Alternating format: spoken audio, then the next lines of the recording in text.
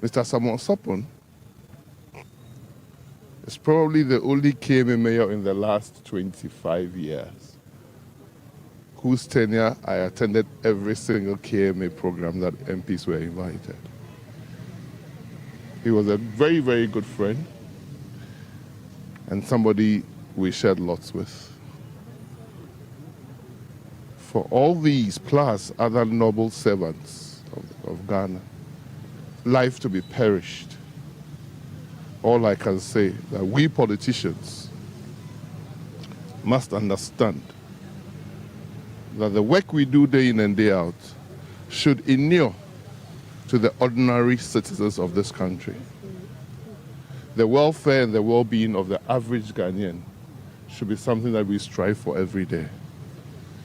If this can happen to such senior persons on the pursuit of something noble for citizens, then it can happen to everybody.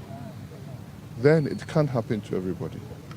So I wish their families in these times, very soon, all the celebrations and the mourning will be off. It will be left to individual women who were married to these gentlemen to grieve together with their children. And that is the time Ghana should show that it won't never forget today. And we should cater for and look after the children and the wives of these noble Ghanaians who perished in the line of duty. But likewise, we politicians must not let Ghanaians feel that we only care for ourselves and that we are putting in place things to make sure that whoever this happens to in this country will be also looked after and have hope for the betterment of Ghana and the hope in the future of the country. Thank you. All right, so those are the words. And you talk about the need for politicians to not think about themselves, but to the betterment of all. Do you agree to the retooling of the aviation and even the roads and thereof? The government must do everything necessary to safeguard and secure its citizenry. All right. And so there you have it. The 2024 running mate of the NPP, Dr. Matthew Opoku Prempeh, just came to lay his flower, and he makes a strong and sends across a strong message that politicians should not think about themselves alone, but they should work to the utmost benefit of Ghanaians. The government, as a matter of fact, should ensure that whatever they do inures to the utmost benefit of Ghanaians. That is very profound, really, when you think about it. And coming from such a quarters, you get to understand that the general sentiment and the general communication that is putting across is that leaders of the country who are entrusted with their duties to govern must not look at their selfish interest, but should work towards the good of the public. And that was where Komla, I was trying to get a better detail when he talks about the fact that government leaders, government successive ones, those to come, should prioritize the needs of the people. That was where I was trying to get his thoughts on even the need and the call for retooling the aviation and the rest of them. Great call, but it's quite debatable. When you say prioritize the needs of the people, it's a statement that I can say is quite loaded. I mean, every government that comes will tell you that they prioritize, what the people want. I mean, before the assumption of office of His Excellency John Dramani Mahama, he went round on the Building Ghana tour, and what the people told him is exactly what he's coming or he's been trying to implement. I mean, the handlers have said time and again.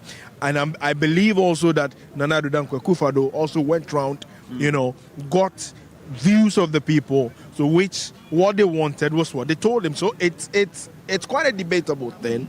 However, it depends on the context within which you put it. Look, the issue about retooling, not just the Ghana Armed Forces, but the entire security architecture of this country is a very, very key thing that must be looked at dispassionately. It must be looked at beyond the politics of NDC MPP. Because look, I recall vividly, and today, I mean, I wasn't surprised when Okujeto came. Some of the questions posed to him, he didn't want to answer. Exactly. I know. I'm not saying that the course he had in the past was anything wrong, but the point is that people will take him on now because probably they thought that he shouldn't have said the things he said in the past. Yes. But at the point he made them, it was important. I mean, at least with fact he had available to him, and with what others are equally saying now, it's good that they're saying it now because it is fact that is available to them. And so it needs to be looked at dispassionately without the politics intertwined in it and all that. Retooling of the Ghana Armed Forces, the Ghana Police Service is very, very key. It is important. As we speak, there are talks about how long the Ghana Police Service was retooled. They have they have a heli. I don't know. I've seen people say stuff on social media, but I cannot even verify what it is. The point is that we should be able to get tools for the security services that are up to date. A case in point has to do with the tanks that the military has. It has been said time and numbered that, especially by Professor Commiserating, that the tanks do not meet the exigencies of time. They need to be looked at. And so, yes, retooling is very key, and it equally must be done dispassionately without the politics of NDC MPP. All right, thank you so much. And before I hand over back to you quickly, let's try to see. I'll come back to you. I want to try to get Amma Sapon Kuma to say a few words briefly, and then I'll come back to you for you to continue all that you have to say in the studio. Omani is like a son to me. I am supposed to be the mother of Nooks. That's an award I won when Omani was the president of Nooks. So this is a very difficult time. Most especially, coincidentally, on the day that he died, I had gone there at 5:30 to see him. I had written a letter to him regarding the Boko issue, and had pleaded in the letter that the women, since it was ending at 2, whether they could put something in place for the women, especially those who couldn't work after 2 o'clock, as they did for the COVID. So I had gone there to ask him for what was going on. And then I was told that he wasn't going to be there until the following morning. So the following morning, I was dressed going there, waiting to go there. I was going there and I heard, it's hard. Omani is a son to me. It's a son to me. So, may they rest in peace, all of them. And for Mutaka, it's difficult, especially if you know them personally. And because I knew him when he was young in school, and because I knew them when they were Omani or Abrakwa, all of them had been like children to me during the Caring Kids era.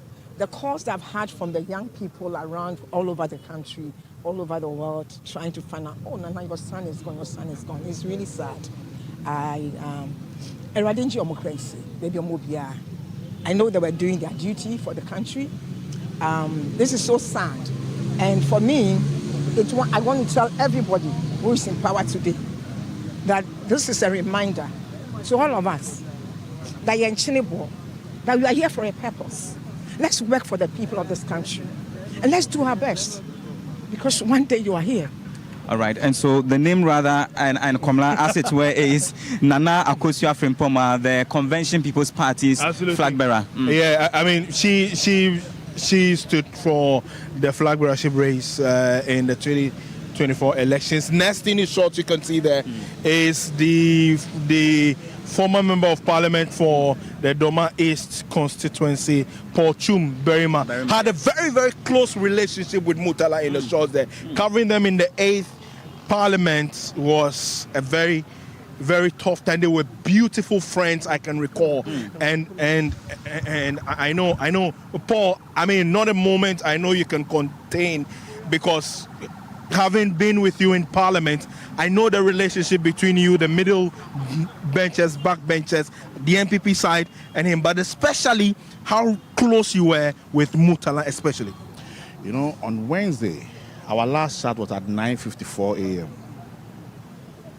I don't know whether he was on board, whether he was about boarding, I can't tell. And the conversation is, bro, I meet you 4 p.m. where? At my office. See you. Only for me to be told at 12 midday that he is no more. This cannot be. Totally. This is difficult. What did I say? As humans and as Ghanaians, we should take some clue from this. It's no more politics. It's about life. It doesn't matter how well you live, whether good health, whether exercising.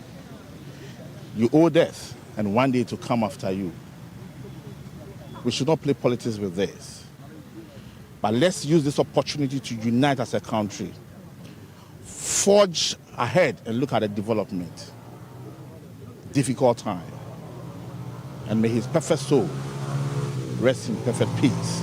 Omani Bama was my senior at Pope John Secondary School as well. Yeah. Great mind. I mean, very intelligent. Even though I don't have personal relationship, but from afar, everybody says good thing about him. But for Murtala, he was like a brother. Yeah. We eat, we drink, we do everything together. I don't know what Edward Bawa will be doing by now, whether he can stand it or not. He's been broken, I know. Many thanks, Paul. I do not want to take much of your time. Next in your short is the family of Alhaji Muniru Muhammad, a former Minister of Agriculture in the John Mahama's first administration, and the acting Deputy National Security, Deputy Acting National Security Coordinator.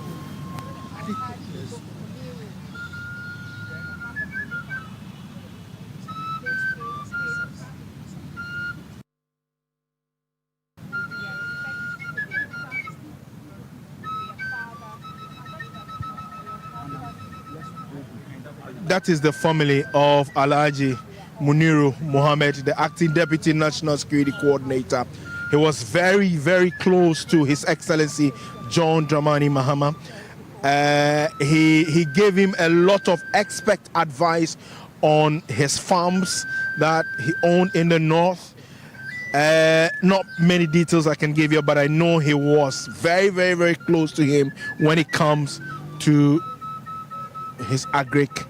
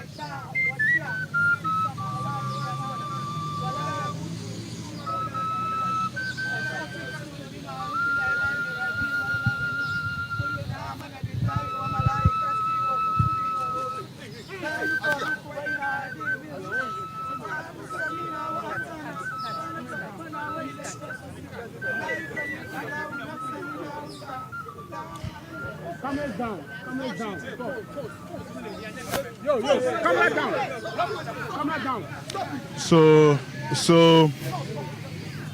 quite an emotional moment there. The family of Alhaji Muniru Muhammad. In your short, this is very, very striking, very, very, very striking, is to say a very emotional moment, I must tell you. Having been around the president for some time, I can tell you for certainty the role Alhaji Mohammed Muniru played in the life of His Excellency John Dramani Mahama. One of the reasons why the first family is heavily struck about this is the connection between them. It is how close they have been. And he has offered a lot of expert advice. Family of Alhaji Lumuna paying tribute to him there. Unfortunately, it would appear there is an emergency, medical emergency there as well. But Moina, we've just seen such a vulnerable moment there. How the families are really dealing with it is how and what we have just witnessed. I continue to make heroes.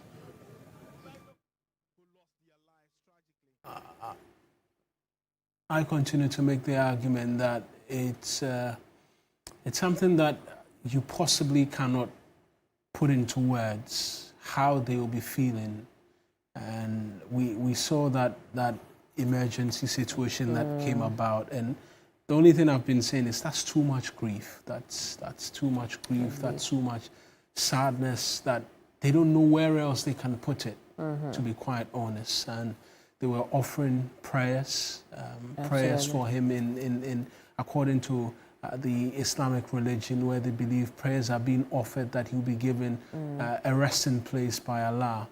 Indeed, and perhaps we'll get in touch with our correspondents covering for us at the Jubilee Garden to find out exactly what happened in that situation. Reminder, Alhaji Limuna was only 2 days from his 59th birthday, and for the family to be able to process that alone, as an outsider, it's really difficult for me to understand that. It means what, you were supposed to have celebrated his birthday. His 59th birthday on August 8th, which is today. Which is today. And you can imagine what the family will be feeling like if for nothing at all, conversations would have been had as to 59. It's one more year before 60. What would you want? A wife could have thought of what she would give to her husband on his 59th birthday, and all of that gifting now left as items you hold dear in their memory in terms of the love you had wanted to express and show to them. We are also told, I believe this is something you've said already to our audiences, that he had his appointment on July 25th. Yeah. Which is roughly 2 weeks two ago, weeks actually. before the incident took place. 2 weeks ago, which explains why he was part of the contingent on that Z9 military helicopter before the unfortunate incident. And I mean, so much good awaiting an individual who possibly has strived, worked hard all of his years. Absolutely. And within the flash, all gone. And I mean, I always say that for the persons who are gone, they cannot see the anguish and pain their loved ones are going through right now. Absolutely. Because they will not wish them to go through this amount of pain, but unfortunate as it is. And since I've been saying, since I stood here on that dark Wednesday, that the cause of what? Death is birth. And it's an absolutely tragic time for families, for loved ones, and I mean I struggle with the words sometimes. The president last night, I think one of the things that was very profound for me in his address to the nation was when he individually addressed named all of them, all of the victims of the air crash, and what he said about Alhaji Limuna was he was a humble but effective civil servant, and I wish we could go back and watch that, but it tells a lot about the president's own relationship with him to describe him as humble. And I think from what Christopher has been telling us, that when the president went into farming, Haji Lemuna is somebody who's been in charge of his farms. Absolutely, until his appointment. Until his appointment. And so, again, when the president says that it's a personal loss, it's a personal grief that he's having to go through and a difficulty he's having to go through at this particular point in time, you can understand, because these are not just distant individuals to him. This was somebody in charge of his farms for him. And until his appointment 2 weeks ago, was somebody he would obviously be in communication with from time to time, come to that realization that all of these persons are no longer with you. It's hard, it's difficult, it's tough, it's excruciating, if we'll be honest with ourselves. And we're seeing some of the pictures and men are crying. People cannot believe just what it is that they are having to deal with, and the fact that they stand right there in the memory of these individuals. And the only thing they can, just what it is that they are having to deal with, and the fact that they stand right there, these individuals, they can never in nothing more but just memories of the times you've spent together with them. That's all that you have left. Your memories is all that you have left. And it's a difficult situation for all of these individuals, all of these families who we possibly, and I keep saying, you possibly cannot fathom, you possibly cannot understand what they will be feeling and what pain they will be feeling at this particular point in time, Committee. Indeed. Alhaji Lumuna was also a very important member of the community up north. We know that he himself went to Tamale Secondary School sometime between 1986 and 1988. He also wrote his GC, the O-level, so to speak, sometime between 1980 and 1984 at the Damongo Secondary School. Now, Damongo is where he was born, and he also established Cash FM in Damongo. So he's very connected to this community. Northern Regional Minister sometime in 2015. He had attempted to a bit more for parliamentary role. He pulled out of that context subsequently. But obviously, he's been a very significant member of the northern area. Let's take a listen to more from the Jubilee Gardens. Well, there's constant communication with the government and the chief of staff and everyone. So I think so far so good. We are impressed with everything they are putting out, and we will still communicate with them and find a final rest for him, since he died in line of duty. I know the government has to play a role, so we still communicate with them and find a final place for him. If I may not be too presumptuous, just by looking at you, tell us how you are related to Dr. Sam. Well, my dad was my best friend. I talk to him every morning, every afternoon, every evening. He texts me on WhatsApp. We exchange ideas. He was like everything to me. But you know, God knows best. We are just, as human beings, we are just passing by this world. So I have not much to say. All right, thank you. Doesn't know him, how would you want that person to remember your dad? Well, my dad was, I don't know how to describe him, but he was for everyone, both kids and adults and everyone. And even though with his political colors, he opened his hands for both NDC, NPP, and everyone. So he was being loved across all borders. All right. Thank you. Sorry, can you help me? Okay, and so we just had this interaction with one of the sons of Dr. Samuel Sapon, who just spoke to us and makes a case that all is in order.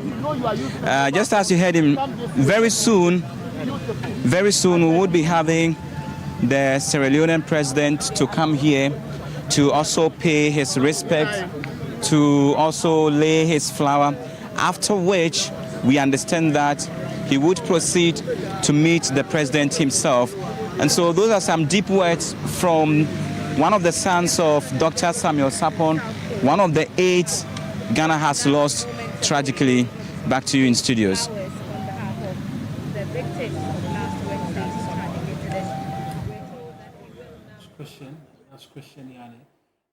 Christian Yali is still at the Jubilee Gardens, where we've just been hearing from one of the sons of Dr. Samuel Sapon. And when Chris was running up, we also displayed what were brief words by the president. Like you mentioned, he touched one by one on all of these individuals and their service to the nation, amongst many other things. He described Dr. Sapon as a respected statesman.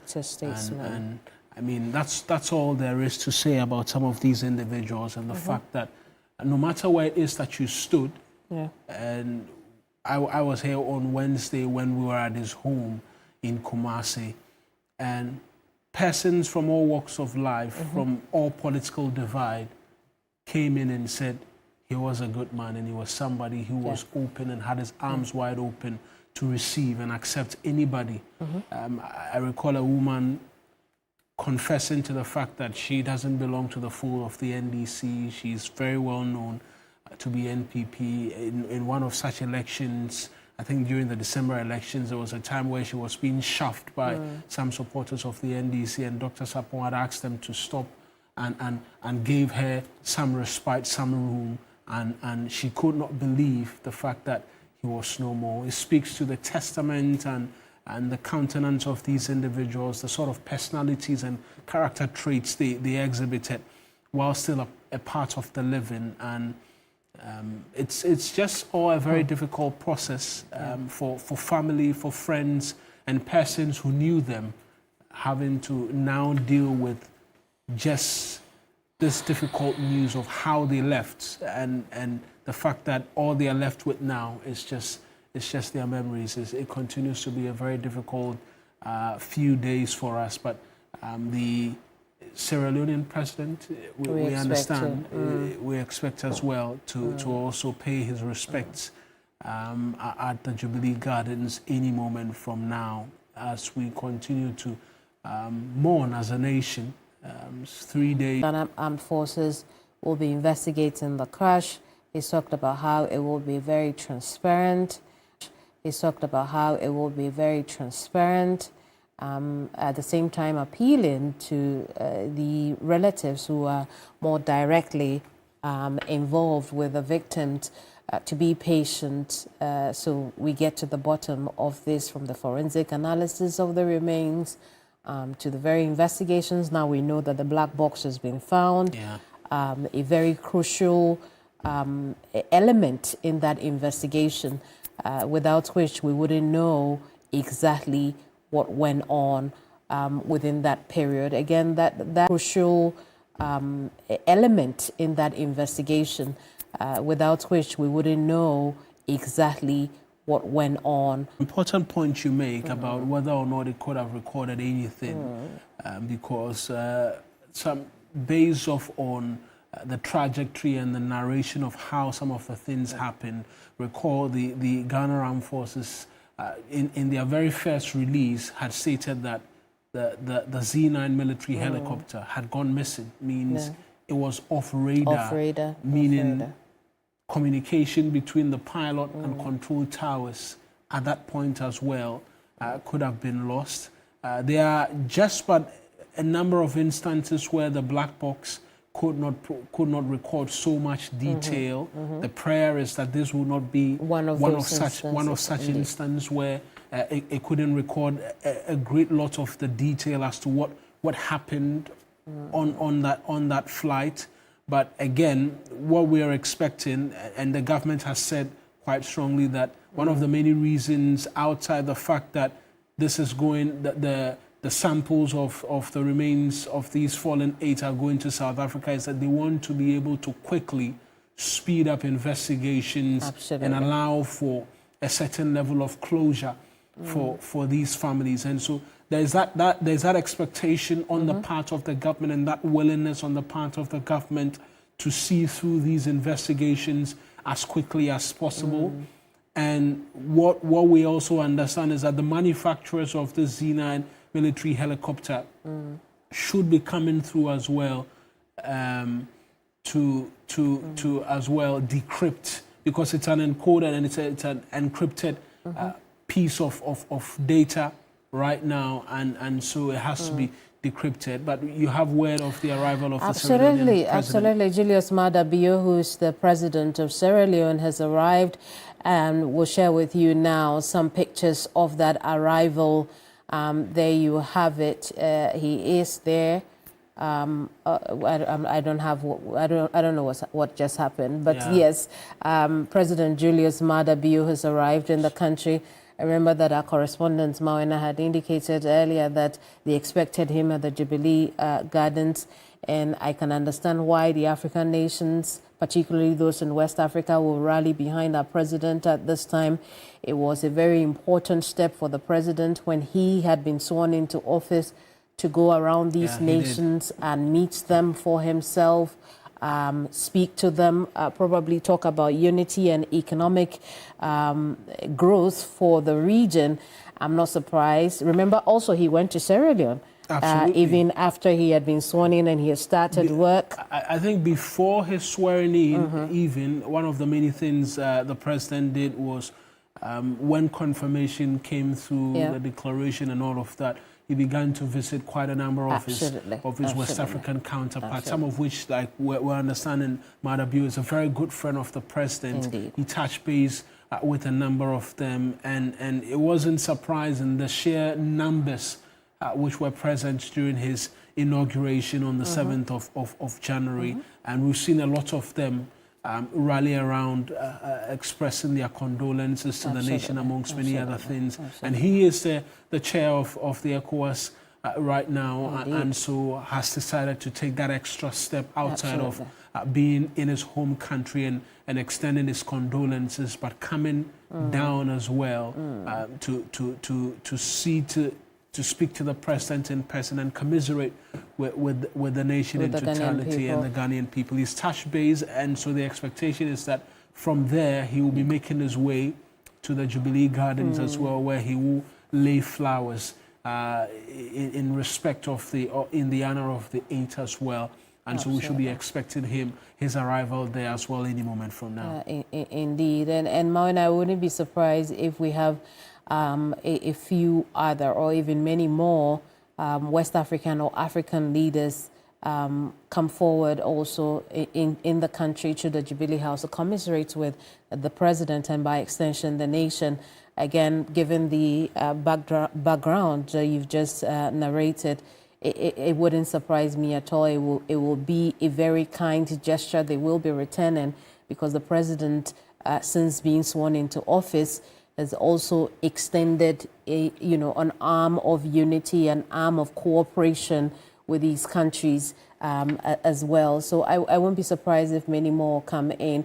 We look forward to taking you there. We know that when he got to the Jubilee House, he interacted with Nana Oye Bampoado, who you see in the shot there right now. They had a chit-chat a little bit. I suppose it will be exchange of greetings, but also President Maada Bio commiserating with the Ghanaian people while he awaits his meeting with the President of the Republic, John Dramani Mahama. Absolutely, and these are footages from his arrival, where he made his way in and he was accepted at the VVIP, the Jubilee Lounge, the VVIP section, where pleasantries, like you rightly mentioned, will be exchanged, and then from there on in, I'm sure the motorcade and the others will be ready, and He will be To the garden. taken to the garden, the Jubilee House first, and then I'm sure he'll make his way to the garden as well. And the expectation is that he will meet his very good friend, the President of the Republic, President John Dramani Mahama as well, and then pay his respect. And I agree with you when you say that the expectation is that possibly we could see a lot more of these other African leaders come through in commiserating with the country, because they would have seen their friend and the nature in which this has gotten to him, and the president has not hidden at all how difficult this has been for him personally, and showing his human nature as well. And I won't be surprised if they decide to be there for him in whatever capacity and in whatever way they can. And if it's physical, they will want to do that, like President Madabio has just done. And Marwan, I wouldn't be only the African leaders who are coming to the support of Ghana or the president. We've seen the European Commission sends its own commiserations. We've also seen, and perhaps along the line, we will show some of those messages that we've received from these organizations and countries outside of the continent. But while we are at it, let's start off perhaps with those on the continent. William Ruto, the president of Kenya. Released a statement as well. The Nigerian president, Bola Ahmed Tinubu, has also released a statement commiserating with the Ghanaian people outside of the country. We know that not only has the U.S. Embassy released its own statement, but the Department of State also. And let's take a listen to this is different because the we voices have from the most brilliant leaders who are not going to change only Ghana, but beyond the boundaries of Ghana. It's actually, I think, one of the greatest loss Ghana has experienced in the last decades. So, yes, it is different in that sense. How did you receive the news, and how have you related to it till now? I'm pretty much coming from the airport. I was on a short mission outside Ghana. I can't speak much, but I was in touch. I actually spoke with one of them on that morning. Just later in the evening, I heard of the crash of the helicopter. I trembled because it could have been much bigger a calamity than even today. What we are seeing is just beyond of what we are seeing. But yes, it came as a great shock. So, but were you, like you were mentioning, have you had any form of interaction with any of them before? But I'll come back to you. Just right now, the president from Sierra Leone is in. Yes, absolutely, Christian. Okay, so that's the ECOWAS chairman and the president of Sierra Leone, Julius Madabio, is in now. He's coming to pay his commiserations. He's coming to pay his commiserations to the good people of Ghana. In your shot over there is the chief of staff, Mr. Julius Debra, and then accompanied by his deputy in charge of administration,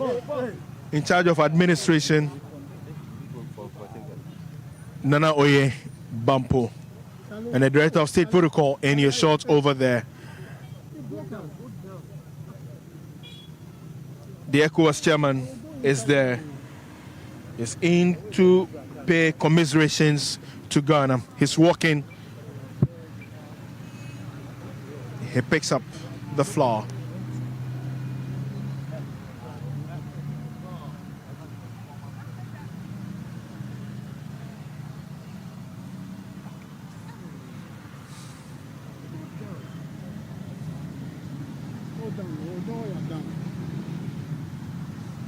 Julius Madabio assumed the position of the ECOWAS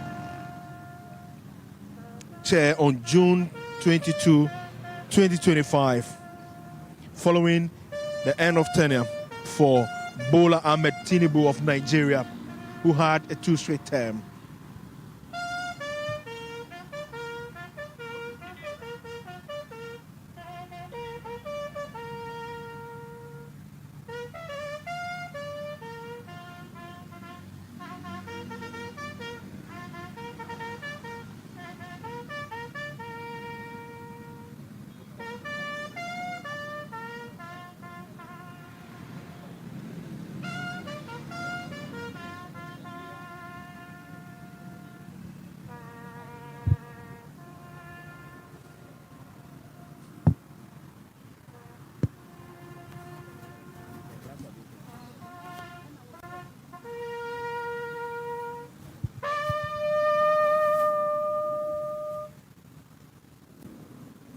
Julius Maada Bio, in your short there, took over office as the head of ECOWAS in 2022, just 2025 actually, just about a month and a half ago. And so he's here on behalf of the Economic Community of West African States to commiserate with the good people of Ghana on the occasion where Ghana lost its gallant men who were on an assignment in Obuasi. The president of the ECOWAS commissioning your shots over there.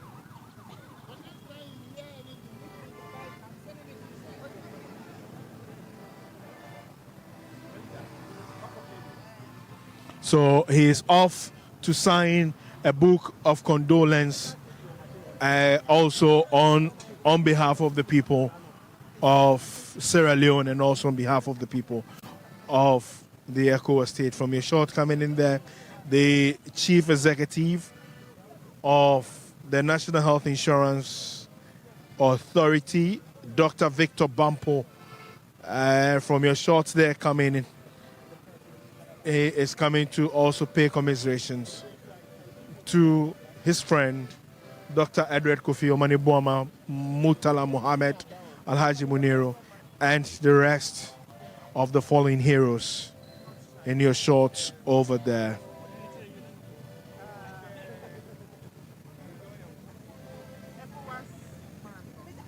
The relationship that exists between these individuals, one can describe, stands quite tall because they have had very, very close working relationship with each other. So Dr. Victor Bampo from your shot over there, who is coming to pay tribute to his good friend here.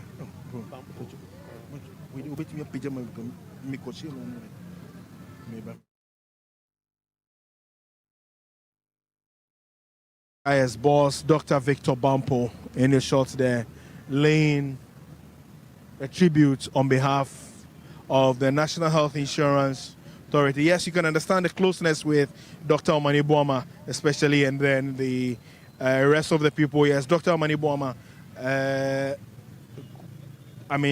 a trained medical practitioner, having worked very closely with Dr. Victor Bampo. I know they've had also some great impact in the life of the current health minister, Kwabena Minta Akando, whom they have groomed well to be there. So Dr. Victor Bampo would just make some few words. Doc, I know the relationship between you, Dr. Omanibuama, Murtala, but on the side of health, I know between you, Dr. Omanibuama, and the current health minister has been very close. What have you lost from a friend? I can't purport to know Dr. Omanibuama more than others, but we had a close personal and professional relationship. So with Alhaji Muniru, and also the other Alhaji Mutala. They were all very close personal and professional friends. And indeed, on the Tuesday before, 24 hours before this happened, we were all at the African Health Sovereignty Summit. And Dr. Omani Boamah sat close to me. He was actually next to me. So the kind of pain that his family and other friends are feeling. I think this is a huge loss at the personal level, at the family level, national level, and international. And I pray that God gives them rest wherever they are. And how should we be looking at the death of these 8 people who tragically lost their lives as a people of this country? I think it's regrettable. First of all, I wish it hadn't happened. It has happened. I think we should learn lessons from it and appreciate people whilst they are serving. I mean, all of them were gallant Ghanaians who gave of their best, and they died during the course of providing service to the nation. And we should honor them, and we shouldn't forget them. This should not be something that we should just let go of easily. Many thanks to you. Dr. Victor Bampo is the head of the National Health Insurance Service. In a short, there was paid glowing tribute to the fallen heroes. Many continue to come in to pay glowing tribute to these individuals who have lost their lives in line of duty. But one critical thing remains very key. How should they be remembered? What should be in their honor? It's one discussion that is not been had quite extensively yet, but many believe that, to bring finality to it, there equally must be a thorough investigation. Yes, the president indicated yesterday that the black box has been found. The recordings on flight have equally been found. And so that thorough investigation, he has commissioned a committee to investigate the cause of this tragic accident. And so it's only expected that this committee or this commission, so to speak, would work assiduously to get to the bottom of this. Whilst, their bodies or samples have equally been sent to South Africa for forensic DNA examination to get to know their true identities, because of the level of burns, so to speak, they suffered. Very, very tragic. But this is what the situation is. Many people from all walks of life. From your shot over there, you can see some other people, individuals, and others. Okay, so that's the ADB boss, Mr. Tusapon, in his shot there. Doc, what can you share with the people of Ghana this time from ADB? I think it's been a tragic 2 days. I was here the very moment the incident happened. I had a meeting with the chief of staff around the same time when the news came in. And I remember exactly what he said to me. The chief of staff said to me, and he said that your boss was on the chopper. And my boss, Dr. Edward Omani Boamah, I work with very closely at the Ministry of Communication, and thereafter in many other things. The Honorable Mutala is someone I've known for a while. I've worked with, then as a deputy minister, we worked together. And whilst in opposition, we also worked together to get our government back in power. Dr. Sapon I've known personally. He calls me his son because we bear the same name, and I've known him personally. Alhaji Muniru, a great man. Just 2 days before he passed, we had a long, lengthy chat. He was the chair for Get Mama Elected Action Group. I was the convener. So we worked closely during and after the election. And Abuaji, our parliamentary candidate for Boasi, I know also quite well. It's quite devastating. These are men who have served this country well. And if they were to go at all, they were not to go in the way they did. But as it is said, God knows best. And he is the only one who can explain what has happened. I was on the team that went to see Dr. Edward Omanibuama's mother in Koforidua. It was quite a terrible few hours we spent with the woman. We pray that the wife, Rita, the children, the mother, and all of them are able to have strength at this time. For the rest of our colleagues, we can only say they have to rest in peace. May the good Lord continue to be with them. At this time, all of us have to come together as a country, united to fight this. These are men who were serving this beautiful country, and in the process of serving, this happened to them. We who have been left behind, we have to work hard in memory of them, do things. Omani is a man of integrity. Mutala, quite a distinguished scholar as well. And they are all men who have worked toward and helped this country to be where it is. The least we can do them is to come here and show our love and show our appreciation and gratitude for all that they have done for us. So on behalf of my bank, Agricultural Development Bank, staff board, we just want to say that as a country we are mourning. Let's mourn them, but let's do what is right in memory of these great men who are fallen. To the 3 military men who were also in line of duty, we've been briefed that they flew from Takoradi to Accra to carry on this task. These are men who, from the very day they were enlisted, devoted all their lives to all of us in guiding and protecting all of this. May all of them, their souls, rest in perfect peace. We will do what is required of us to ensure that their memories are never lost. Okay. I was just going to ask you, quite early days yet, but one as an institution, I know government has not spoken about compensation or anything in their memory yet. But as a bank, are you thinking about anything for the families and that they've left behind? Yeah, we are. The team that I came here with just 2 weeks ago were with the defense minister. We visited him just 2 weeks ago to touch base on a few things. I think on our own, we are looking at an endowment for the kids, for all of them, not only Dr. Omanibuama's kids, but all of them. We are told that the squadron leader also just got married a few weeks ago, and for all we know, the wife may even be expecting. It's our collective responsibility to ensure that we look after those that they've left behind. They would have done the same thing in our shoes. I remember working with Dr. Omanibuama on one incident that happened in the case of Major Mahama. And working through some endowment fund. I did the calculation and what we can put together over the next 10 years in order to support the children. We'll do the same thing to support him as well.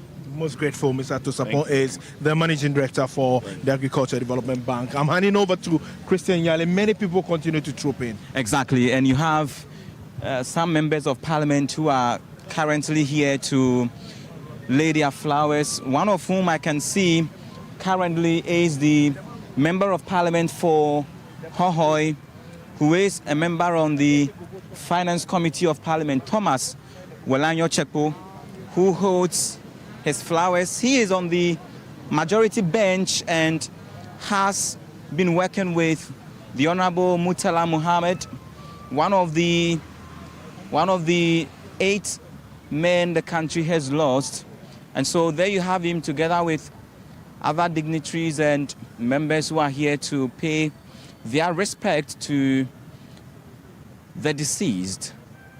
And when you ask them, and especially most of the members of parliament, they tell you that, see, Murtala Muhammad is one person who always stood up for the truth, always wanted the factual things to be said, always brimming with energy, vision, and so much poise to do what is right for his country.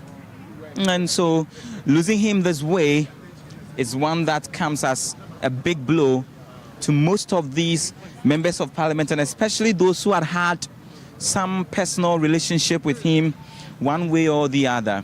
They kneel in sorrow, they kneel in grief, they kneel in harmony, hold their hands to say a few words. Let me try if I can get Thomas Walanya Chekpo, the MP for Hohoe and a member on the Finance Committee of Parliament. You have worked with Murtala Mohammed, especially being a member on your side. How are you feeling? I feel the same way the 35 Ghanaians are feeling. It's a sad situation. As you can see, the sun cannot even hold it. It's something that we will not wish for each shadow to happen again. Murtala, we've been there together. When Akotia happened, we saw how down he was. Nobody thought this would happen. And all of us, as we've come together as a nation, grieving, it is time for us to say no to Galamsey. All of us can never take that out, that it wasn't Galamsey that led to the death of this gallant man full of life. It happened some few years ago when Major Mama was murdered. We thought that could end it.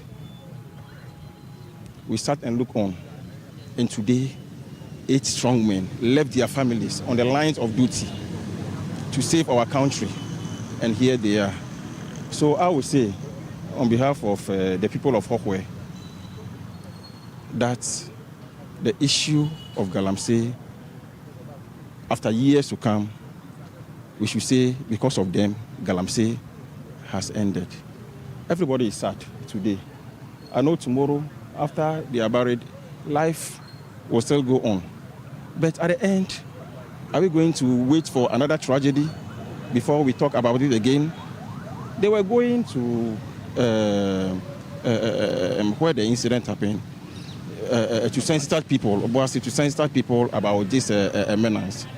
We are pleading with our countrymen and women. We don't want this to happen again. Whatever we have to do, if any law comes to Parliament, for it to be even extreme to stop this menace, I, Walanyo Chekpo, representing the people of Hohoe, will stand with the people, will stand with Parliament to see to that any law at all that will help to end this. I don't want to call it nonsense. This menace. But there are some who have made the case also that if this could happen to such top hierarchy government officials, then it is also about time that politicians thought well about the benefit that Ghanaians deserve, thought about the well-being of Ghanaians, and prioritized projects like road constructions to ensure that some of these safety issues are very well dealt with. Would you agree with such a call? Yes, it's a call all of us have been making, but this is not about roads. This is about something that has been in the system for a while that all of us are trying to eradicate. And government upon government, it still grows wings and fly over the sky. So this is not about prioritizing roads. Yeah, we are prioritizing roads. That's why we've heard a lot about road construction. Basically, the concern that you should prioritize the needs of Ghanaians. Yes, that's what we are. That's exactly what we are doing as a government, and all of you can testify to it. But this goes beyond.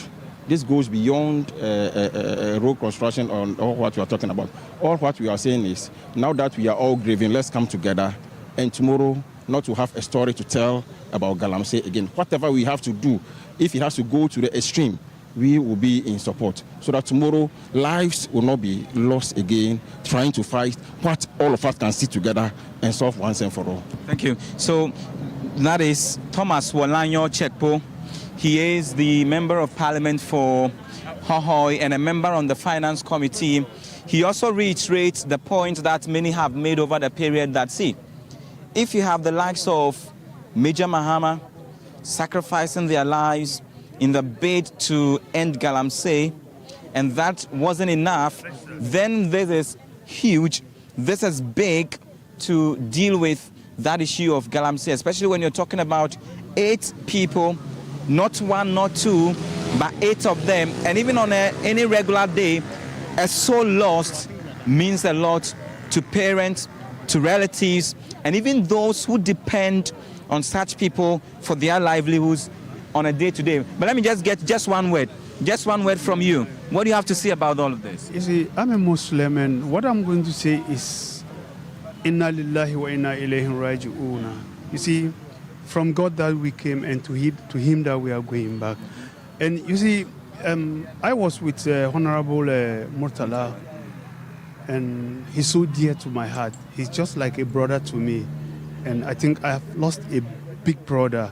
And the only thing I will say is, may God give him internal rest and all the rest of the family who we have lost, because we are big family, and this we are big family, and we've lost heroes. They are all heroes. May God keep them. All right. Thank you so much. And so those were his words. Very few, but deep enough, sharing in the sorrow. And so that has been the situation all day here at the forecourt of the Jubilee House, where we have two floral tribute sites that have been set up on the left and then on the right side to allow the public, members of government, top officials to come to pay their last respect to all of these people. And just as you see in your shot right there, the people keep coming. They keep on coming to pay their respect, to lay their flowers in honor of these dignitaries. Just a while ago was the chairman of ECOWAS and president of Sierra Leone, who came to also do the same. It means that this is an issue that transcends the borders of this country. It involves one that almost all leaders across the globe are talking about. A distasteful one, a very sad one indeed.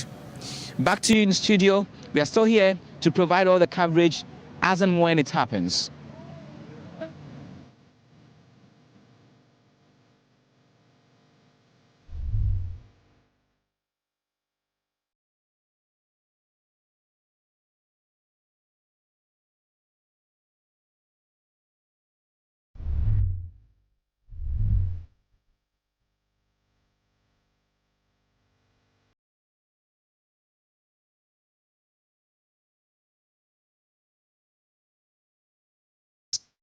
Ghana months indeed.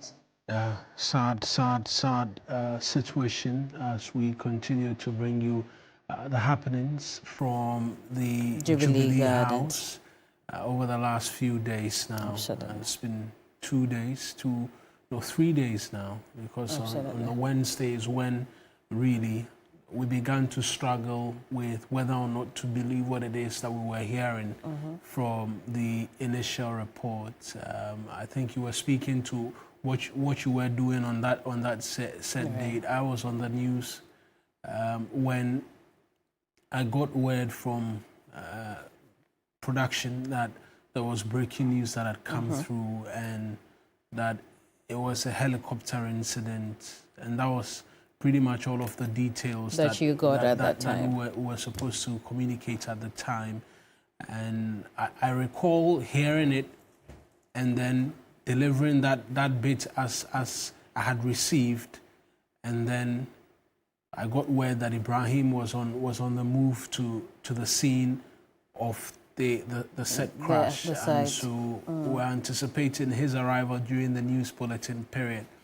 He didn't arrive at the time, and then immediately after we went off, he got there and we had to return and cut into the afternoon show, and that's when it began to dawn on us really as to what really had happened, and the fact that what I had just communicated as a helicopter incident was actually way more than that, and the fact that it was a tragic loss of 8 gallant lives, family people, fathers, brothers, husbands, and for these families, who some of whom received messages from them in the mornings, they were never again to receive messages from any of these individuals, because even their devices were with them when they were aboard that aircraft, amongst many other things. And since then, the nation has been reeling, struggling to come to terms with exactly really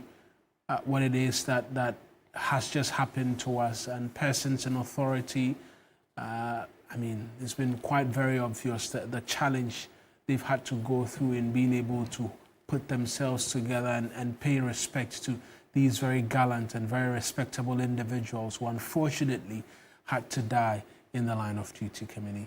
Absolutely, and you're right, because on that day you were in the news alone because I had taken a day off, and I was with my family, my sisters and my mom, and I see the news on our platform. We were still investigating to be sure we were putting accurate information out there. So I started to scream at home. You were unable to talk about it immediately. Up until we got confirmation on the platform before I could tell, my family this is what was happening. And everybody's thinking, what's going on? Had to spring into action, working behind the scenes. Yeah. The chaos which characterized all of that process as well is one that I don't want to. We as journalists, we're always having to in one way or the other deal with high pressure situations and having to. When breaking news comes, you're seeking to as quickly as possible pull the strings and get accurate details out. But in the manner and the sort of news we had to, at that point in time, verify and confirm. I knew people I could have called and asked, is this true? But I just couldn't bring myself to picking the phone and calling somebody and asking, is this true what it is that we're hearing?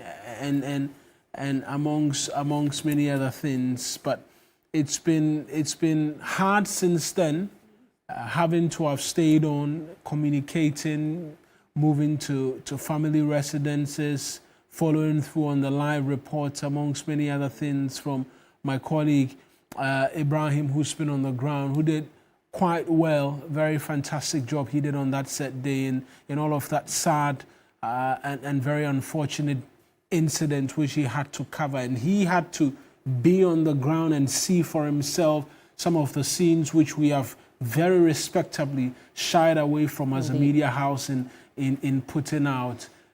It's been very difficult for a lot of people, persons who were on the scene at the time of being able to cover the crash sites amongst many other things. And I saw Ibrahim put up a post that it's a very, very difficult experience in all of his life as a journalist, and one that he doesn't think he can ever be able to recover from the site and what he had to see at that place. And the difficulty cuts across for everybody. People who are hearing the news at home, people who say they've tried to just stay away from their televisions and handsets and devices, amongst many other things. But we have to take you back to the place now. Victor Smith, one of the leading members of the NDC as well, sharing his thoughts. Before he even left school, university, to become a medical officer, I've known him all this while. Murtala, the same.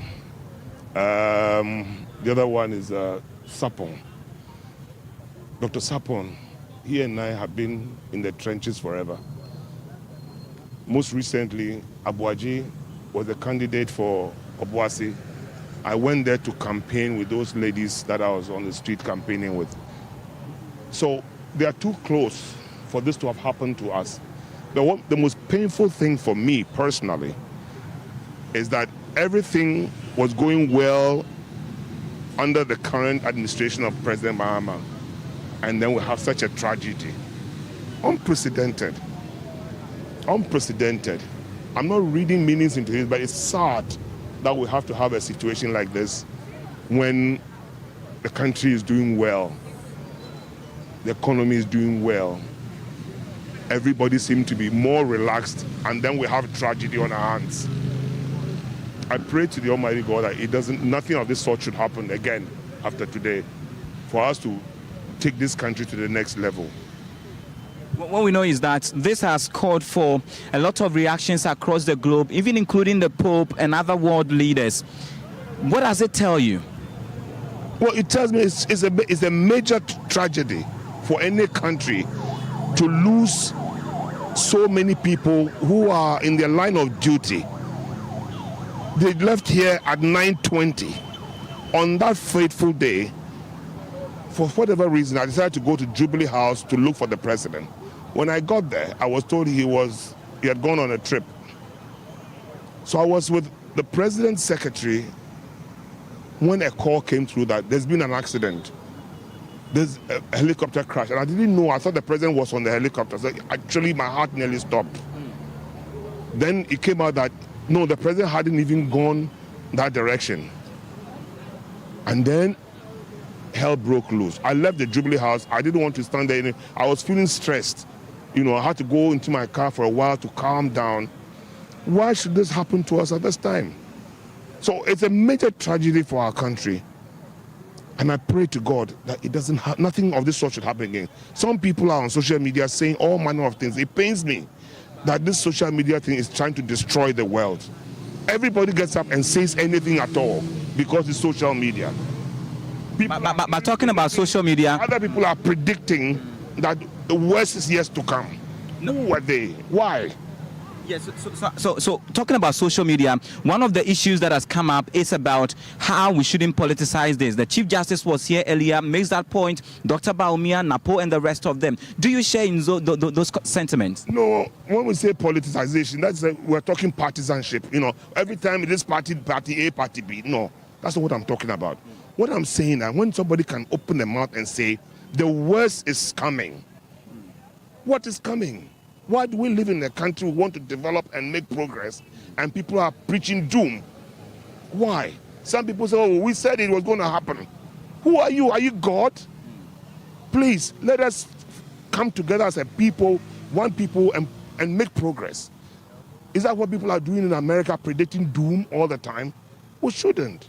What do you expect to be done? And a lot of, mostly the people who go into the pulpit, the preacher people, you know, they go there and they are always, every end of the year, they're predicting who's going to die and who's going to do the, why?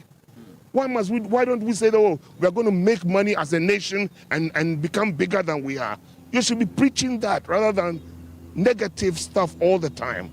And there's a competition who predicted what? Exactly. You've seen it in social media. And now others are predicting the worst to come. Why should we go through that as a people? If they said the Pope and the rest have said it, yes, it's sad. The president, it hurts me, you know, that he's going through hell.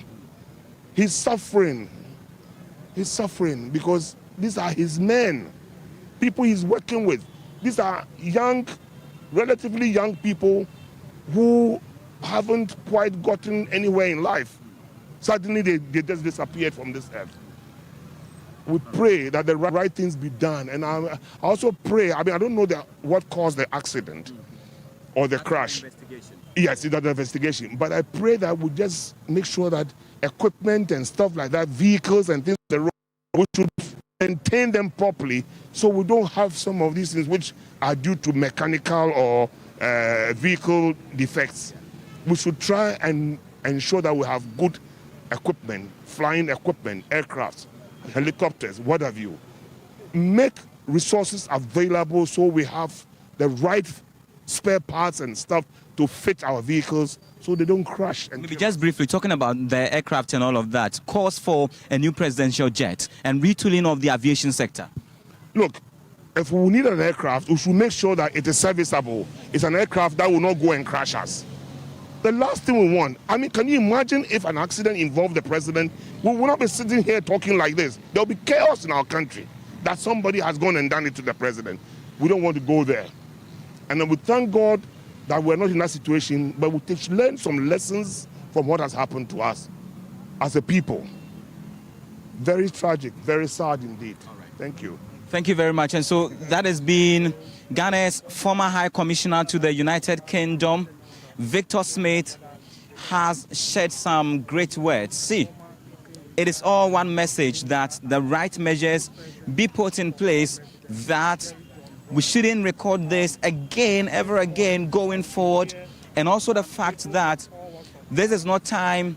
And also even what he talks about all of those prophecies that tend to come out, especially when issues like this come up, and the tendency by some prophets, some men of God, so to speak, to be sort of competing amongst themselves. There was one thing that came up earlier in the day about the need for the country to also support the president, because these are people he has been working with, and he expected to deliver certain mandates for him in those respective ministries. And so what it means is that once this happens, it is a big blow to him. Already you've had him reassigned and given extra duties to the finance and the lands minister to fill in the spot of the defense and the environment ministers. And so that is the message right now from here. Back to you in studio.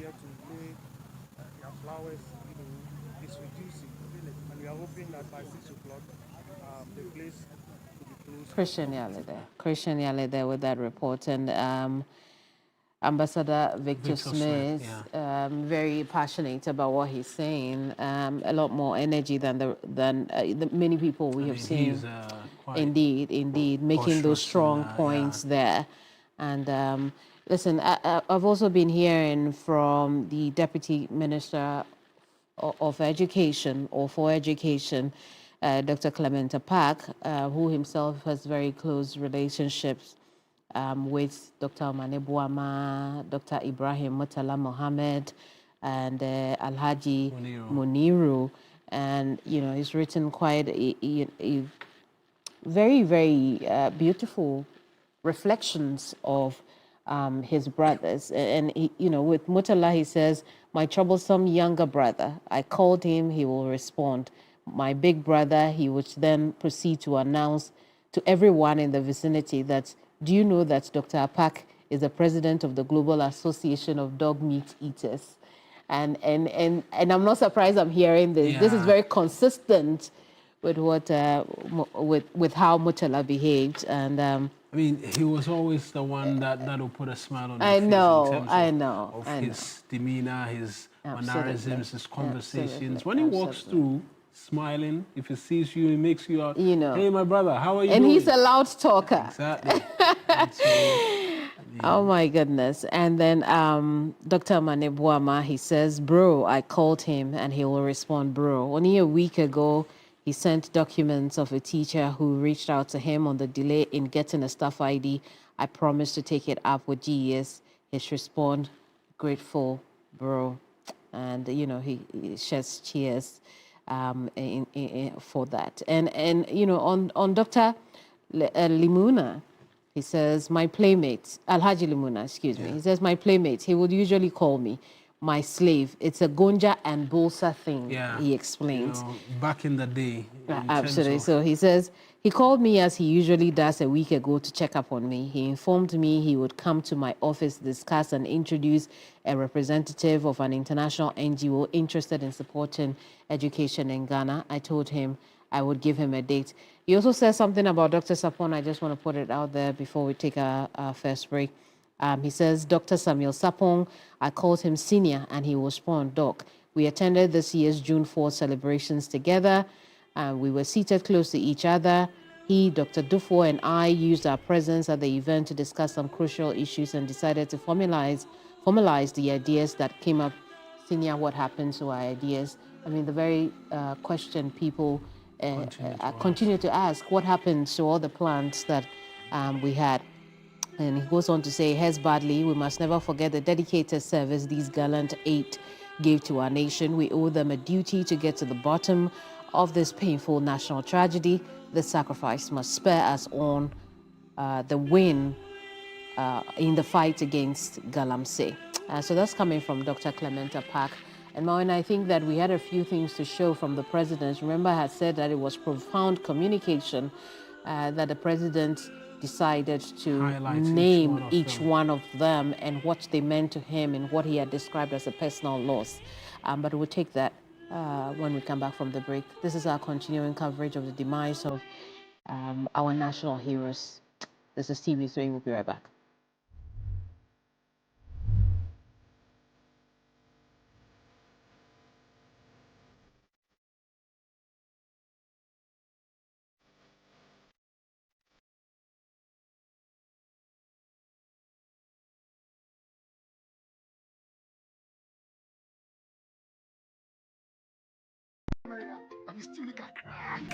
Oh, I got crazy. Like, oh, Amaria, Pama Sherry.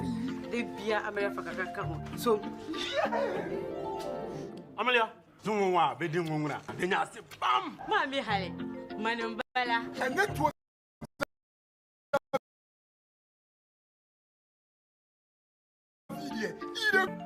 Hey, pum no.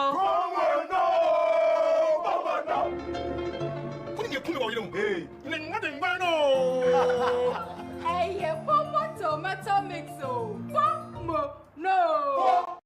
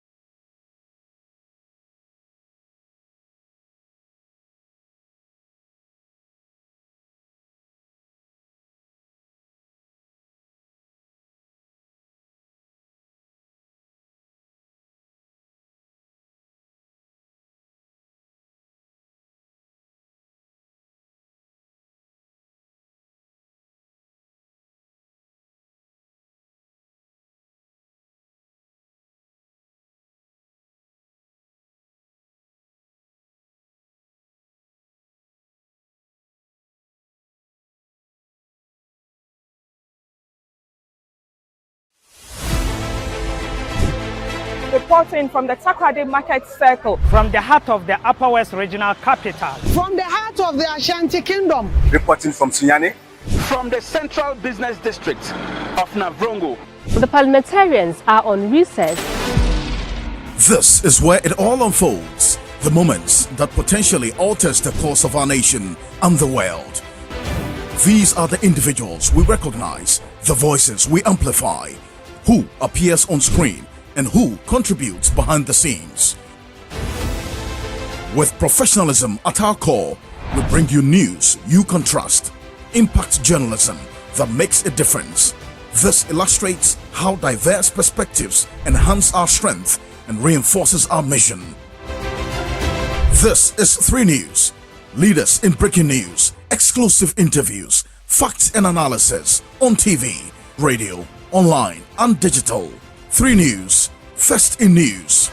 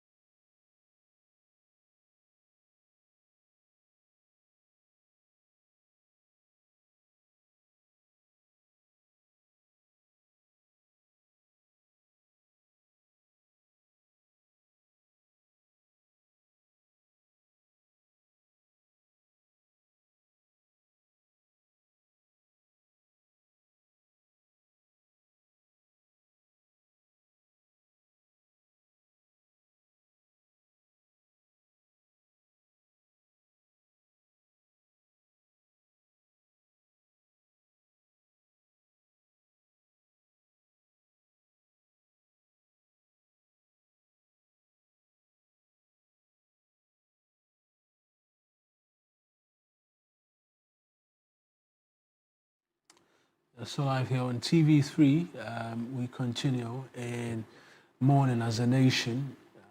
3 days of continuous mourning. Tomorrow, the expectation is that there will be that candlelight vigil at the State House, the forecourt of the State House, from 5 p.m. And we continue to celebrate, indeed, the lives of these 8 gallant men who, through no fault of theirs at all, had to suffer such a cruel fate on Wednesday, August 6th. And since then, the country has been thrown into a state of grief, a state of mourning. A state of despair. Absolutely. Despair. State of despair as we try to honor their memory, the lives they lived, and the manner in which they had to go in active service to the nation state, Ghana. They will not be forgotten.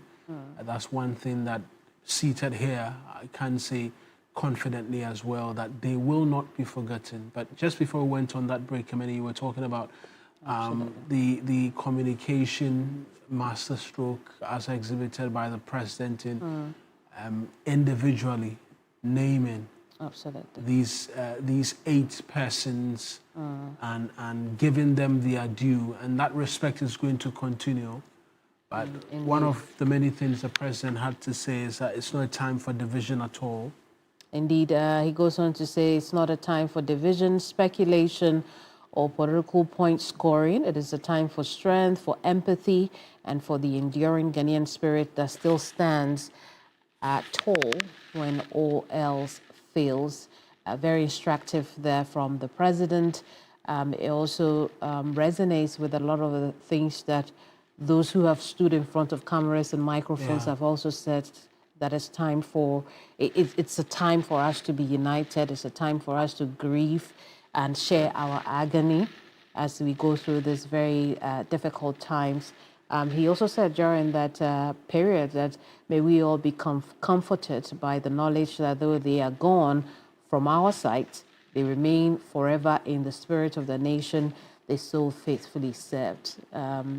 Obviously coming from a man, a religious man himself, Absolutely. The president, a spiritual man himself, I'm not surprised that he made that comment, but also another instructive point there in his communication to the nation yesterday, when he sought to, in his own agony, console the Ghanaian people. Absolutely. And we went over this one, Dr. Samuel Sapon, when he described him as a respected statesman.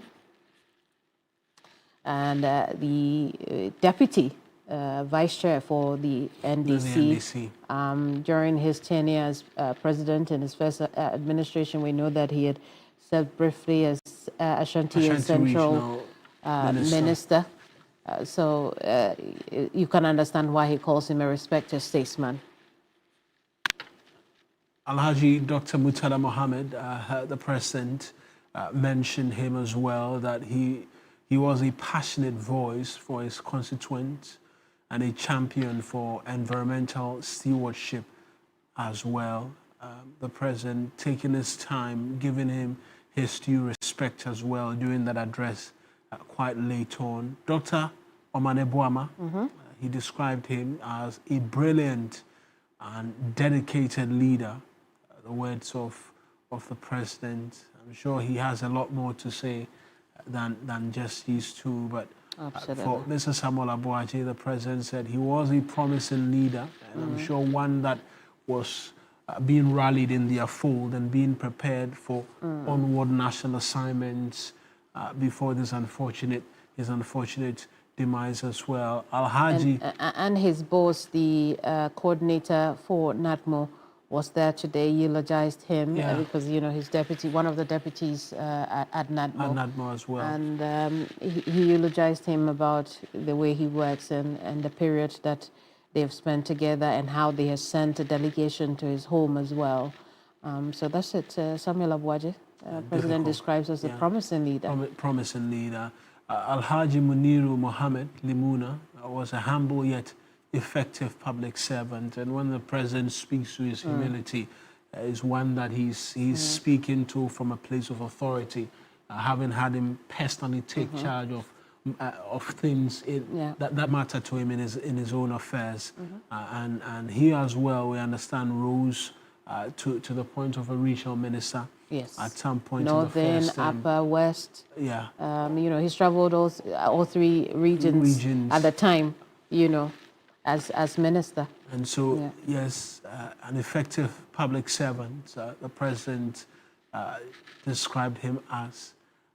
For the 3 squadron leaders. Indeed, the crew members that, you know, we can't speak of enough.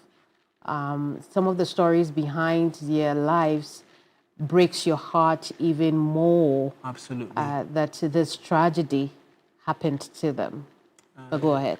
Squadron leader Peter Anala, flying officer Ampedu, and Sergeant Ado were dedicated members of our Air Force, embodying the best of their profession.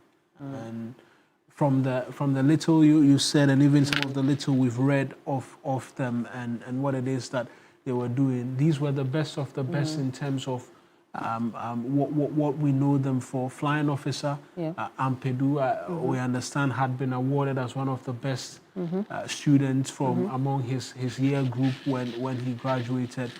Squadron leader Peter Anala, very well respected, in terms of 1,000 hours of flight under his belt as well. And so no mean feat for him, and he rose through the ranks to be where he was.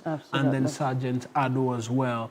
And so they were dedicated in their service, and one that, like we have done, honoring their memory as well. And it's one thing that we all cannot admit and actually applaud the government over, that as much as this has been the conversations about our ministers of state and how big of a deal all of this has been, we have not left out these servicemen who were on charge and taking care of important national assignments, and were respecting their memory and honoring them in the same vein as well. And the president mentions that the investigative board of inquiry set up to investigate the crash. Has been set up to investigate the cause of the crash. And that we understand has already started to a certain degree as well, following from his speech last night as well. And just finally, the armed forces, like you mentioned, have instituted a full and transparent investigation into the death of these 8 individuals. But we've just highlighted bits and pieces of the president's address. Perhaps we'll just hear from him again as he made that very emotional address. He delivered that very emotional address to us late last night.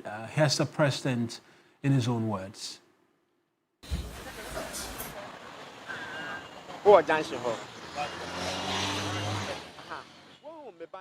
With a profoundly heavy heart that I address you tonight. Yesterday, a tragic helicopter crash in Adanse Krofom claimed the lives of 8 cherished members of our Ghanaian family. The victims of this accident include 5 passengers and 3 dedicated members of the Ghana Armed Forces. Among them were Dr. Edward Kofi Omanibuama, Minister for Defense; Alhaji Dr. Murtala Muhammad, Member of Parliament for Tamale Central and Minister for Environment, Science and Technology; Alhaji Muniru Mohammed Limuna, Acting Deputy National Security Coordinator; Samuel Sapol, Vice Chairman of the National Democratic Congress; Samuel Abuaje, Deputy Director General of NADMO; and Squadron Leader Peter Anala of the Ghana Air Force, Flying Officer Chum Ampedu of the Ghana Air Force, and Sergeant Ernest Ado, also of the Ghana Air Force. This tragedy represents a deep personal loss for me. I shared a close bond with many of those individuals who died. Our nation is grieving.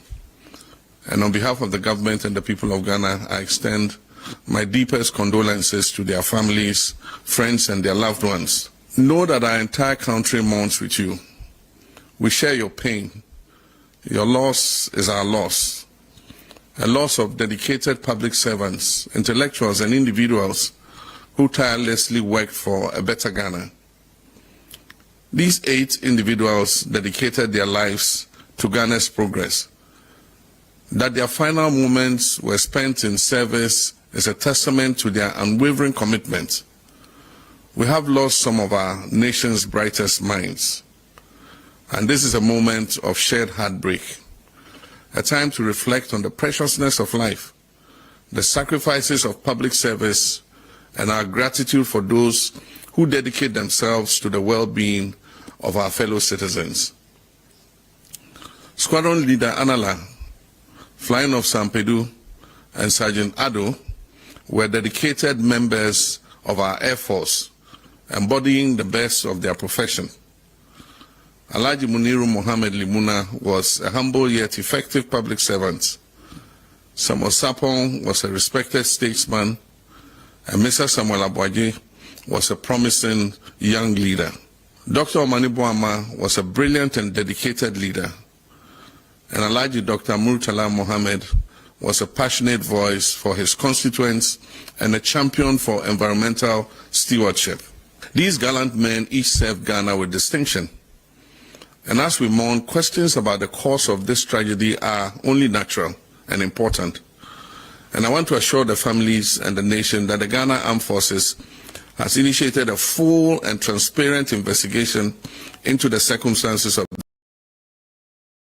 this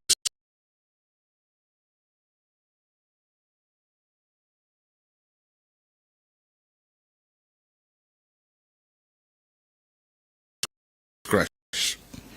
An investigative board of inquiries have both been retrieved. All 8 of the bodies of our departed comrades have been retrieved, and the government is in close touch with the bereaved families about identification of the bodies and final interment. In this moment of national grief, let us remember that we are above all Ghanaians, united not just by our nationality, but by our shared hope, our shared humanity, and now our shared sorrow. Let us set aside our differences and offer our collective compassion to the bereaved families. This is not a time for division, speculation, or political point scoring. It is a time for strength, for empathy, and for the enduring Ghanaian spirit that still stands tall when all else has failed.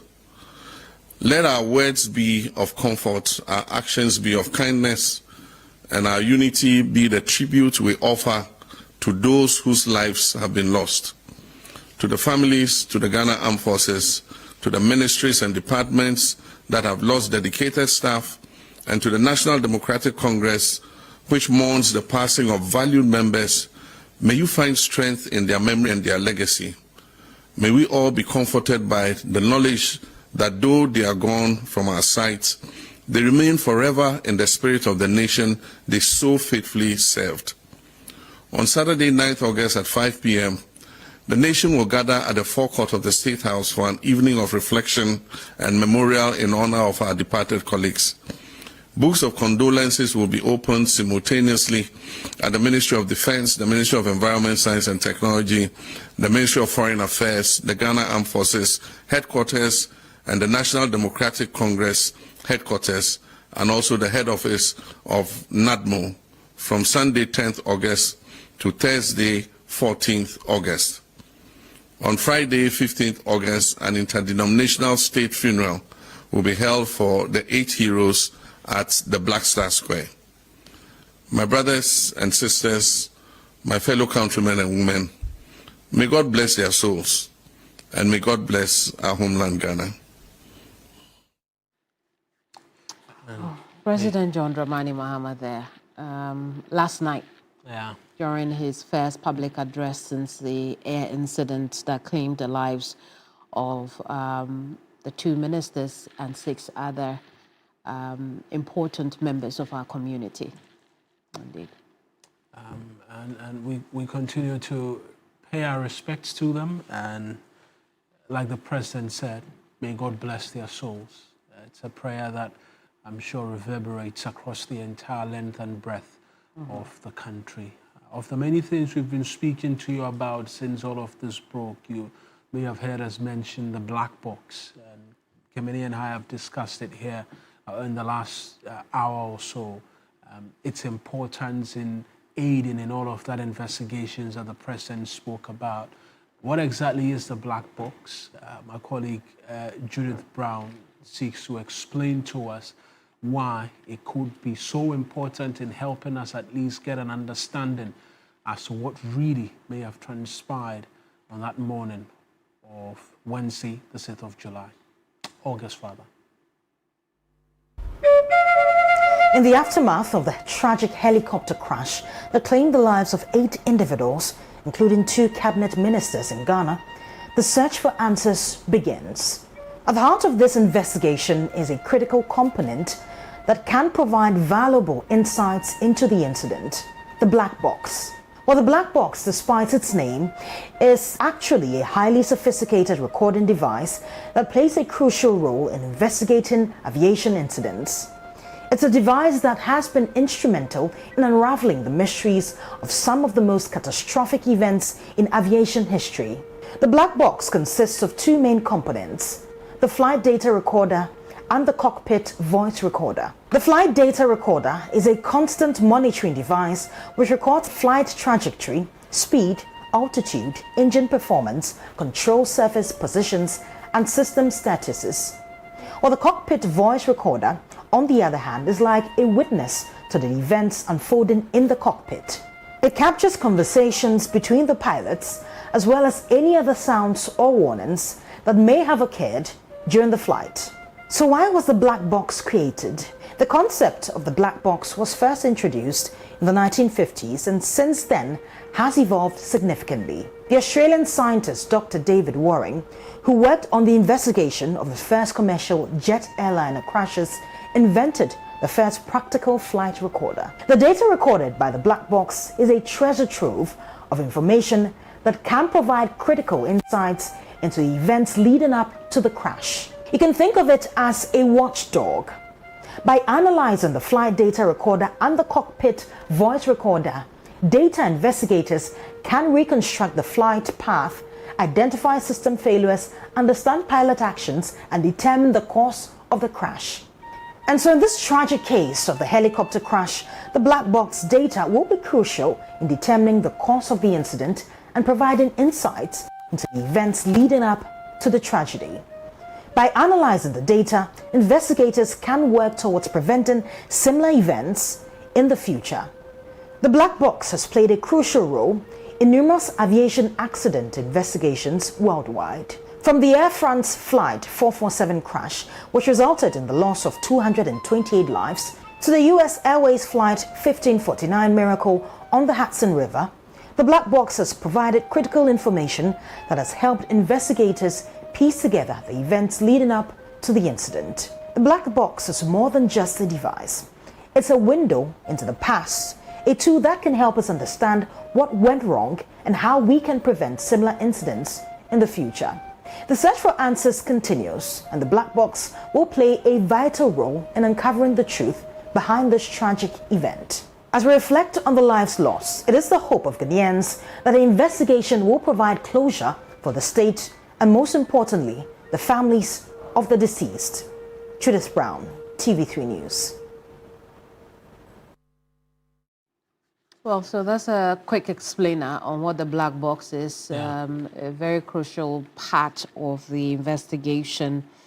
Let's go back into time one more time and look at that moment when the former vice president went to the Jubilee Gardens, where he also paid his respects to the fallen men, the men who were killed in that helicopter crash.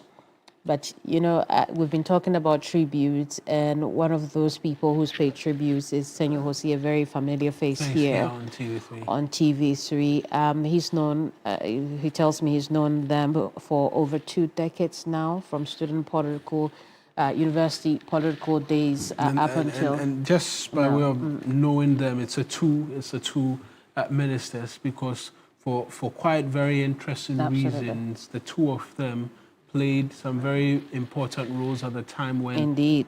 Dr. Omane Boama rose into the ranks to become the National Union of Ghana Students Luke's president, as well. So, absolutely. Yeah. And I just want to read some of the things he sent me. He says that Murtala was such a fierce fighter. Drop him anywhere and he will find his way to emerge. Murtala's life is such a story. Tough beginning, relentless in his pursuits. He never cowed and he fought his way to the top. He was a true servant who never threw his weight about. That's coming from Senior Hosi. But I think we have something on your television right now. Remember how I told you that the former Vice President, Dr. Mahamudu Bawumia, had also visited the Jubilee Gardens where he paid his respects to the men who were killed in that helicopter crash. And that's what you see on your TV at the moment. Dr. Mahamudu Bawumia there, soaking in the moment, taking in that moment of loss, pretty much like everybody else in this country. Let's hear some sound from there. And that's the vice president, and like we said, it is a difficult moment. Absolutely. I think I've been able to catch excerpts of exactly what he said, which will be showing to viewers shortly, and he speaks from a nationalistic point of view as well, and the importance of how as a people we should be fostering a lot more together. And as the country grieves, the country mourns, and there is pain and despair in the air in a lot of homes as a result of the unfortunate incident. And so he led a team of members of parliament and some familiar faces with regards to the NPP. But I think already to have viewers at home as well be able to hear exactly what it is that he had to say when he visited the Jubilee House. And I'm sure we can now hear from him and exactly what it is that he had to say. This is not just me, it is not the NGC, it's all of us. This is a national tragedy. 8 public officials on official duty. So they were in the service of this country. And they had this tragic accident and they all lost their lives. Ghana is in mourning. And so this morning I took the opportunity to visit some of the families, at least of 3 of the victims. And I will continue tomorrow to complete that exercise. So this is personal to all Ghanaians, and we just want to extend my condolences to the government, to His Excellency the President of the Republic, John Dramani Mahama, and the government. I also want to extend my condolences to the Ghana Armed Forces who have lost very gallant soldiers in this process. I want to extend my condolences to the families of all those who died in this accident. It's very, very painful loss. Ghana has lost just a tremendous amount from this particular tragedy. And this is why I'm here to lay a wreath to express my condolences. Thank you. And that's the Vice President, like I mentioned. It was a very nationalistic statement he delivered. It's not about MPP, it's not about NDC. Absolutely. This is all about the nation state Ghana and the gallant men and women, that we've lost as a result of that tragic incident on Wednesday. And he said just the right thing at the very right time for his supporters, his followers who may misunderstand the situation at hand at this time. And, you know, I respect the former vice president for saying what he said and for being there, you know, to start with, and paying his respects to particularly also not just his colleagues in politics, but particularly the crew members who once served him while he was at the Jubilee House. Absolutely, because they are public servants dedicated to the service of the nation, and irrespective of who is in authority or is in government, they will have the onerous task of having to serve. The onerous task of having to serve, and that's what they were doing. Squadron leader Peter Anala, Sergeant Sergeant Adomensa and Flight Officer Edu Chuma as well. They all were just dedicated to their service and delivering in that respect. And so it is not a time for us to begin to pick and choose, point accusing fingers and say what could have happened or what should have been. It's just a tragic incident. Doesn't mean investigations are not happening, but it is a tragic incident and one that everybody can immediately acknowledge and share as well in that grief. Absolutely. We also know that the former GJA president, who is now with the Frimpong Manson Institute, was also at the flower tribute ceremony at the Jubilee House, which essentially marked the 3 days of mourning when the president opened it up yesterday. Let's take a listen to Afil Moni.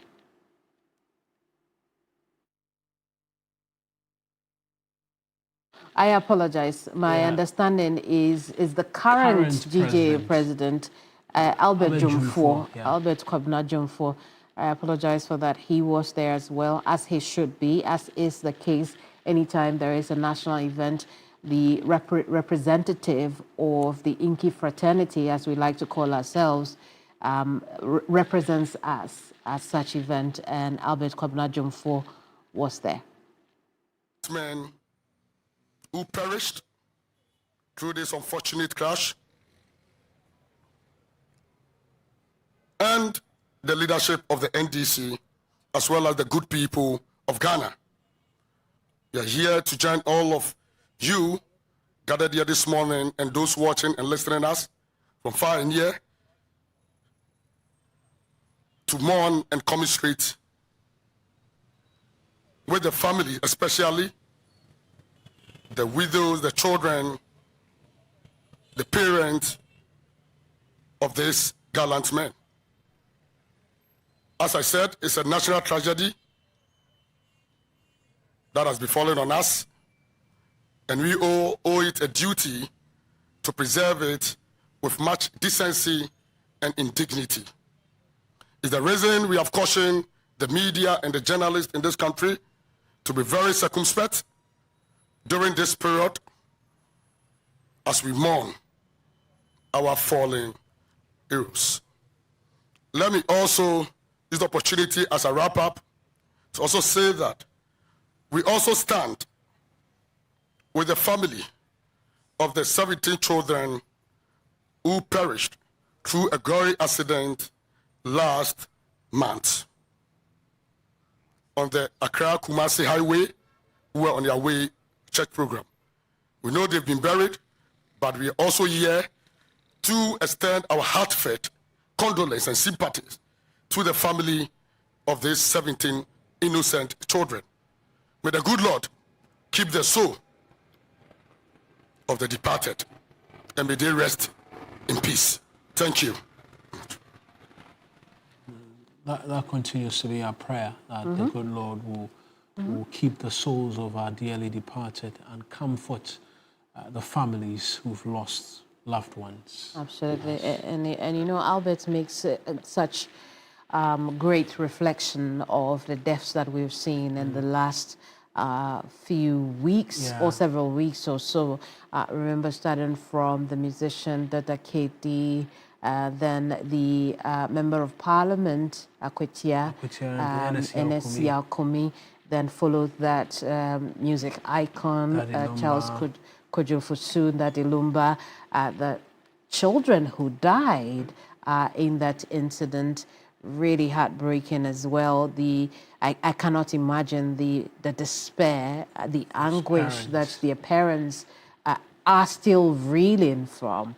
Then this, and so the country has not had time to breathe properly from all the even, losses and even grief the losses as well.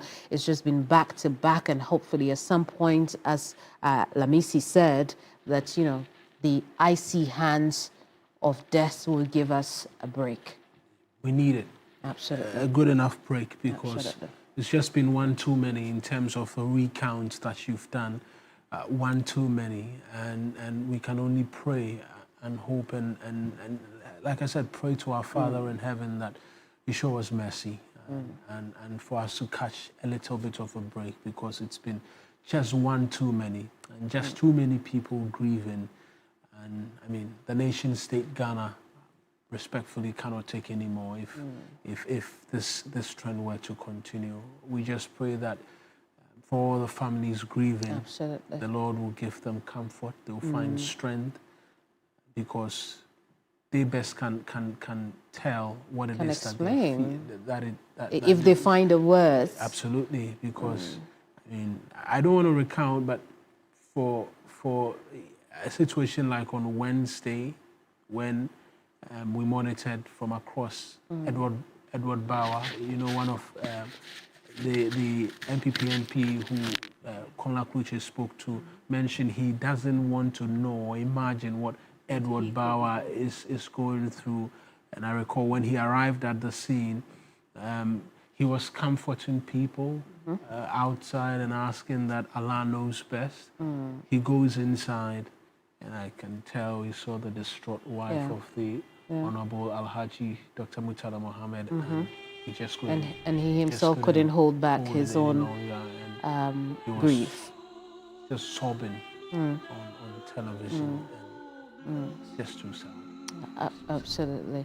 And while we bring this coverage of Ghana mourns to a temporary end, would like you to know that we're here with you. We're going through this moment with you, which is why we're continuing to keep our eye on the ground for any, you know, events and updates that will come up. One of the things you should take note of is that Saturday candlelight vigil at the Black Star Square starts at 5 p.m. Forecourt of the State House. Forecourt of the State House, indeed. Parliament. There will be a full coverage here on TV3 and on 392.7 FM, and in fact on all our sister stations, all of our sister stations as well, and digitally as well. Absolutely, we'll be there to cover it, and in our own simple, small way, pay our respect to them as well via what it is that we're doing here on TV3 and all of our sister stations as well. Remember, it's at the forecourt of the State House, just to rectify what I had said earlier. So the forecourt of the State House starts at 5 p.m. up until 9, but we will be here with you with full coverage on the ground, in the studio, on the air, wherever there is coverage, we will be there with you. Another thing to take note of is tonight at 1900 GMT, that's how the military people put it, but that's 7 p.m. for regular people like us. The Takrade Air Force Base will also hold a vigil for the officers. Remember, that is where they were stationed, and so there will be a special vigil. We will bring you that also here as we continue to cover how events unfold since this tragic incident claimed the lives of these men, and there's no getting over it. There's no getting over it. There won't be a getting over it, but again, thank you very much for staying with us. Absolutely. And like Kemini mentioned, at 7 p.m. we'll bring you those details as well, but from now, I think normal programming will continue at least for the next hour, and we'll break in as and when to bring you a bit more details. Many thanks for watching. Bye-bye.